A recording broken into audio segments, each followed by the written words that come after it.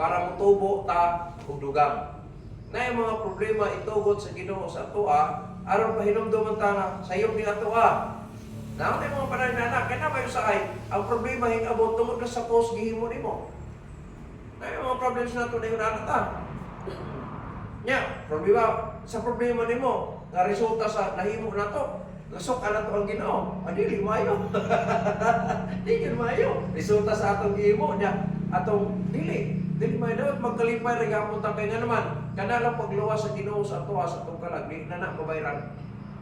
Di na mabayran. Ako kung mahay naluwas gid ko.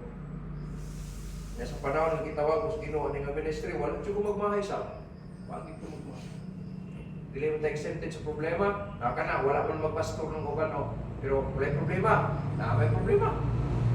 Lahi lang sa problema tingali sa ako ka, no?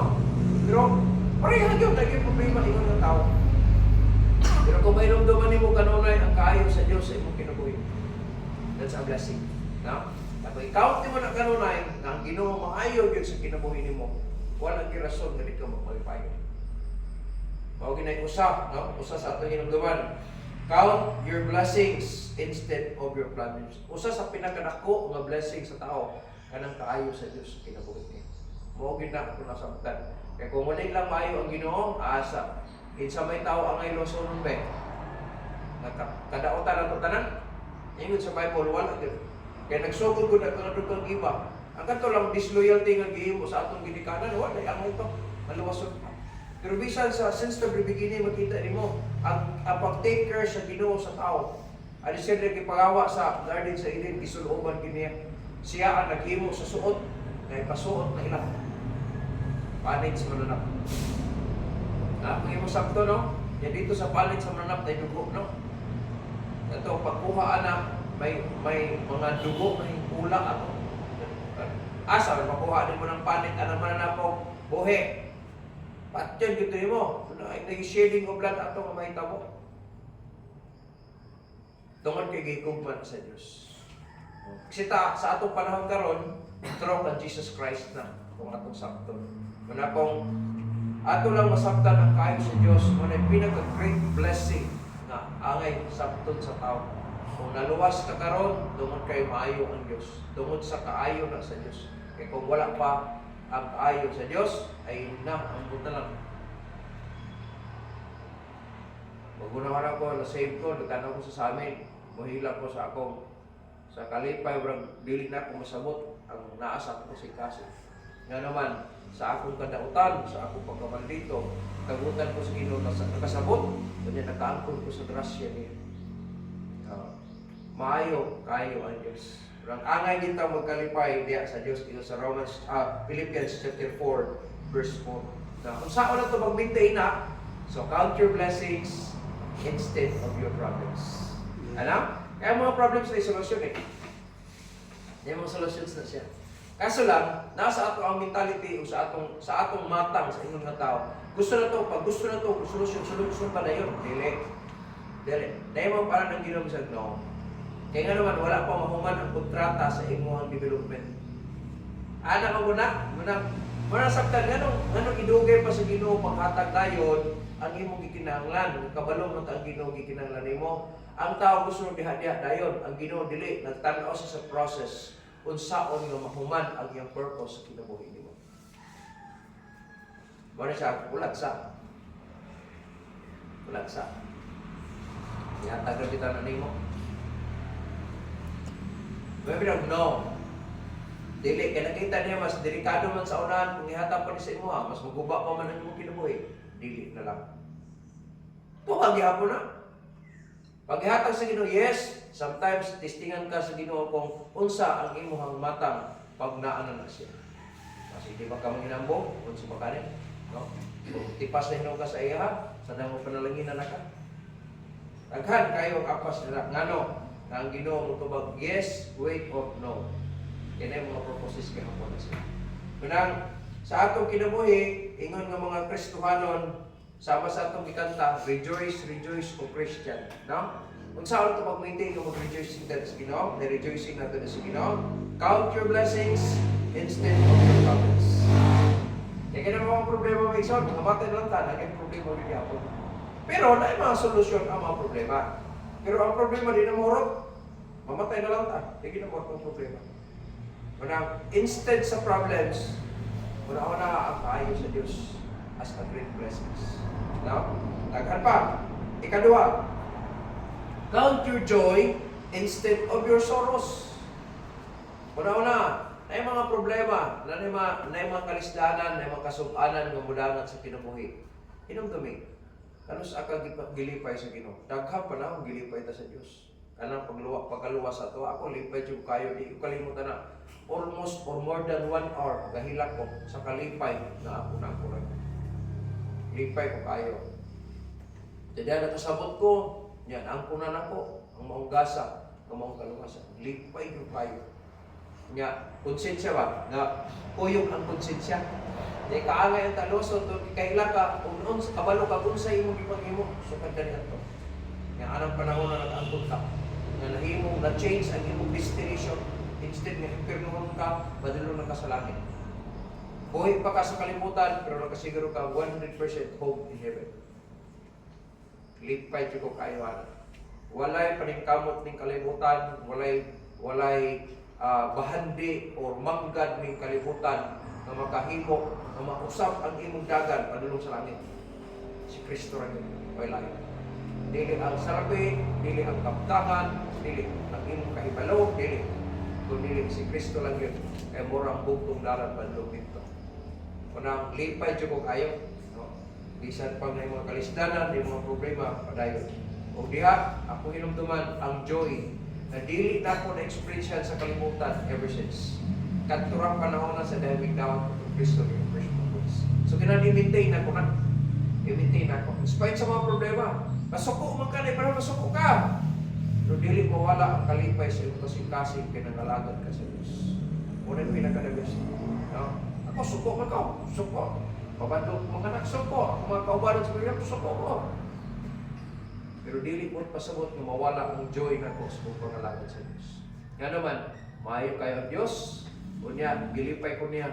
Bisan pa na mga kasubanan, ginalipay ko niya. Unang, count your joy instead of your sorrows. Amen? Naman kita mga sorrows. Tag-exam, yung parang kapasara. Ano na? Yung naman, tag-exam. Ay, salamat tawag. Kapasargit ko, ano? Na yung mga sorrows gapon, kaya may joy. Pero count your joys instead of your sorrows. Amen? Kung sa dahil, mo na yung mga factors na i-consider mo, kung saan na ma-maintain na to, mag-rejoice tayo sa Ginoo. Klaro mo na sa Bible, rejoice in the Lord always. Hindi mo na always. And again, I say rejoice. Kung saan mo sa parang na nagka-problema. Kung saan mo nakas kasukanan, pagkalipag yapon na ka, yes, pwede day gapon.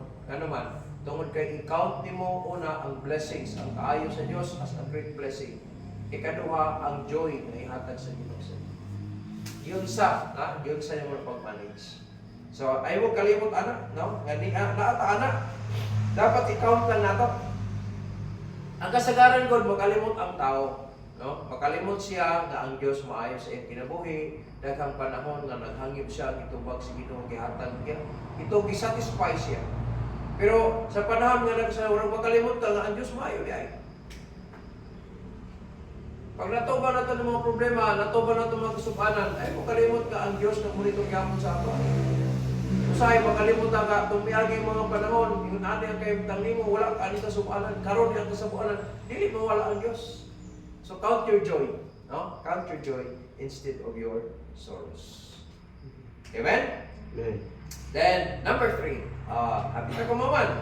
Number 3, yung sa Bible diya, rejoice in the Lord always, and again I say rejoice. How to maintain it? Yan ang rejoicing sa pagpangalagan sa Diyos. Number 3, count your friends instead of your enemies. Ganang ingon na naman, tungod kay bisa kung saan itong tarong-tarong ng kalibutan, naagyo maging against na tuwa. Ganang against is enemy mo na. Si David, grabe na paningkamot niya nga, malipay niya ang Diyos. No? Maprotektahan ng Israel. Ganito lang kung sa pinakadako nga event, ang pinakadako nga nahimo ni David dito sa Israel, ganitong pagpatay ng Goliath. Di man kada adlaw buntag udto hapon gina-defy sila, ginaaghat sila, ginahagit. Kinsa musukol nako. Tagay kong tao nga makikawan nako. Kag mapildi ko ang tanan Pilistiyanon, kuan abit sa inyo. Pero wala. Bisan ka ng hari hadlaw. Pero pag-abot ni David, ako makikaway na. Kung saan iyang hanggaron ang kuan. Hanggaton niya ang mga army sa Ginoo. Ako yaway na. Bisan ang hari dili kasalig sa iya eh. Pero kay naa sa iya kasing-kasing kung unsay gihimo sa Ginoo sa iya. Bisan dito sa field, no? Sa shepherding time niya. Gipatay niya ang bear, kadako ang bear. Gipatay niya ang lion, ang king of the jungle. Patay niya. Ano man, ang maprotektahan lang ang karnero. Siya usana sa akong i-consider ako.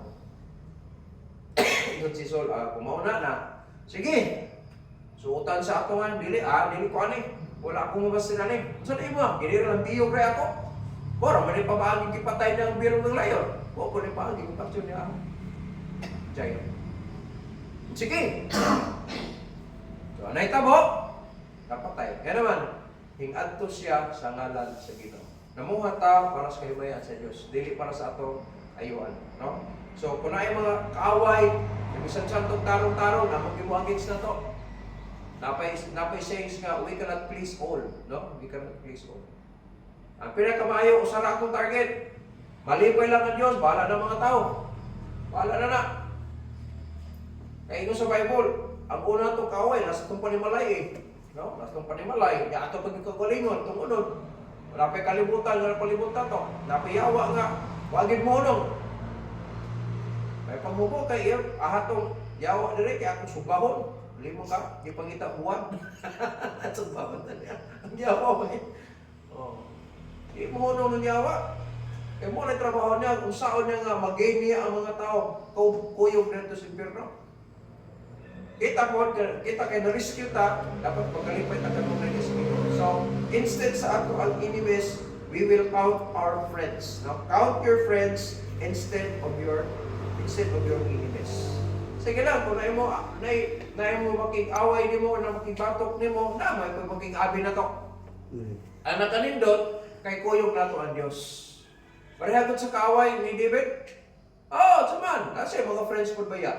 Pero against po siya sa uban ng mga tao. Pero si David, nag-iguban siya, gani, handlok gani ang mga soldiers of ang king, kaya dili siya makasali. Pero hiadto siya sa ngalan sa Ginoo. Kita namuhata sa ngalan sa Ginoo. Kaya kung dili sa Ginoo rin, mahunong ta mahunong ta. Siya, pulos na to, ani. O kwarta, makapanginabuhi, mata na kalimutan. Politician, dahil ko. Ito pa na basta naku kwarta sa politics. Pirma lang ka, niya, sayin-sayin niya kas kontrata niya, mga project, idlom niya kag milyon-milyon. Dako pa sa imong sweldo. Istorya na sa gawas, no? Pero pwede ta mo sunod kung mahunong ganina. Atik-atik na kas pulisya, kuhan ka ng eleksyon, pagbutang-butang ikaw, lamano-lamano pa ka. Pag nakalingkod na, hindi kita. Munay, atik, pulit-pulit, atik, politik. Baya kayo mo tagad, basta padulong po ang eleksyon o sa eleksyon. Kuman sa eleksyon. Nagad po ba na mo? Di nung tanan. Pipili lang, pero kasagaran yun. Kung ako inyong ibutaran, daling dulan. Lagi, permission mo pagkitaon. Kalimutan na. Pero kita, das kong pangalangod sa Ginoo. Kila, bahala na mo against na to, at least, nata sa Ginoo, nagkinabuhin ta diya sa Ginoo. Magkapalipay ta sa Ginoo. Si David, yung champion mo siya, kinapatay mo ng giant, naputlan man niya giog to, niya ang iputol, ang espada pa sa kaway. Kaya naman, sa ngalan sa Ginoo. So, mamuhat ta, tungod sa ngalan sa Ginoo. Amen? The last one. Tapo mo diya? Napaday. Sige. Katapusan na lang. Ingat ang Bible, rejoice in the Lord always. And again, I say rejoice. Number 3, count your friends instead of your enemies. And the last one, the last but not the least, count your smiles instead of your tears. Na yung mga panahon, mahilat ta. Saya mahilat ta, kadili atong problema, na problema ta tungod sa uban. Na problema ta, maayo ang atong relation sa Ginoo, may pangalagan ko sa Ginoo, pero na yung mga problema sa uban na makapatouch nimo o sa yung na yung mga tears na mo down, mo fall down sa atong mga cheeks. No? Tungod sa mga kahimtang. Sa maghapon, magkuhan mo Richard dito. Pagka kita ni Karen kang Richard, hilak siya. Ang comedian siya, maayo mo na kayo mo artista na itinaw. Apply na ito pagka-artista tingali kay sa iyo nung ka pahilakon. Pagkitao naman na ka na nasaban dito. Nakita hilang siya. Ayaw siya mo doon siya Kuya Richard. Ama na sa glisil, ama na siya itong Kuya Richard. Awa, hilang kita. Andok na siya Kuya na tanaw. Ya, di ka mo sa kaya na kayo. Ulit na ta. Nala, Richard sa likod. Pero ito pagka-artista nito, kay usa sa qualification sa tayo, kabalo ka muhilak, kabalo ka muka, bisang dili panahon ting hilak pa, kabalo ka muhilak. Dili panahon ting katawa, pero mukatawa ka. Wala ka buang ba? Pero kwarta. Acting man kita actress lagi kay acting man. Anak. Sa kinabuhi nato may mo kalimot, di ata sa role na to as actress, no? Mag-act lang taon sa Ginoo, wa ta. Kaya hilak, hilak. O katawa.